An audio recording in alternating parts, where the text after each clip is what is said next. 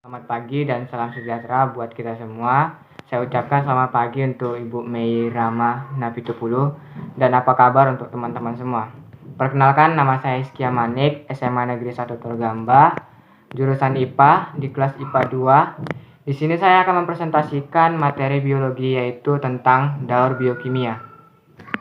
Oke, sebelum lanjut ke materi daur biokimia, saya akan berpantun. Pergi ke pasar membeli ikan, jangan lupa membeli terasi. Puji syukur saya ucapkan bisa berjumpa di hari ini. 1. Siklus air atau daur air. Siklus hidrologi atau siklus air adalah rangkaian atau tahapan yang dilalui oleh air dari bumi ke atmosfer dan kembali lagi ke bumi. Siklus air tidak pernah berhenti dari atmosfer melalui kondensasi, presentasi, evaporasi, dan transpirasi. Arti yang ada di bumi menguap jadi awal kemudian turun lagi sebagai hujan atau embun. Hal itu yang menyebabkan volume air di bumi relatif sama dari tahun ke tahun. Hal ini terjadi terus-menerus mengikuti keadaan siklusnya. 2. Siklus daur nitrogen. Daur nitrogen termasuk ke dalam siklus biokimia. Siklus biokimia atau siklus organik adalah siklus senyawa kimia yang mengalir dari komponen abiotik ke biotik dan kembali lagi. Kemampuan abiotik siklus tersebut tidak hanya melalui organisme tetapi melibatkan reaksi-reaksi kimia dalam lingkungan abiotik. 4. Amonifikasi adalah proses sisa-sisa tanaman serta limbah terurai oleh organisme kemudian menghasilkan amonia. Mikroorganisme dalam takar akan mengurai bahan organik yang mati untuk dijadikan ekologi dan menghasilkan amonia serta senyawa produk sampingan. 5.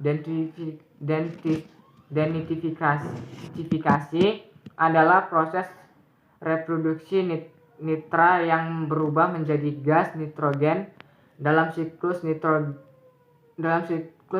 denitrifikasi dilakukan oleh bakteri seperti Pseudomonasa dan Clostridium pada kondisi anaerobik. 4. Daun karbon dan oksigen. Daun karbon dan oksigen adalah unsur dalam penyusun senyawa organik.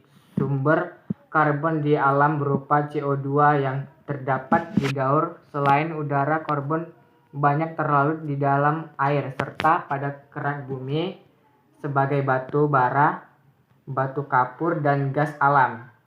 Setiap ekosistem akan menyerap karbon dalam tingkat yang berbeda pula. Sebagai contoh, karbon yang diserap hutan hujan tropis lebih banyak 100 kali lipat dari yang masuk ke gurun.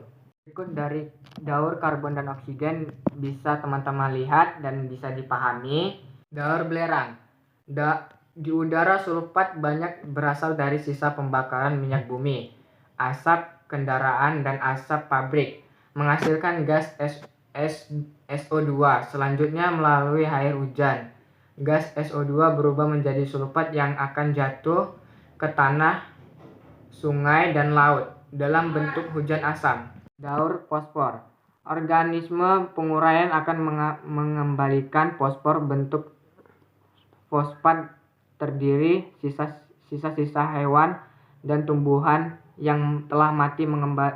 Pengembalian fosfor dapat pula terjadi oleh burung laut melalui endapan Nah, teman-teman bisa lihat ini gambar-gambar siklus air, gambar-gambar daur belerang, dan gambar-gambar daur fosfor, dan gambar-gambar daur nitrogen, dan gambar karbon dan oksigen. Sekian dan terima kasih atas presentasi saya. Lebih dan kurangnya saya mohon maaf. Selamat pagi.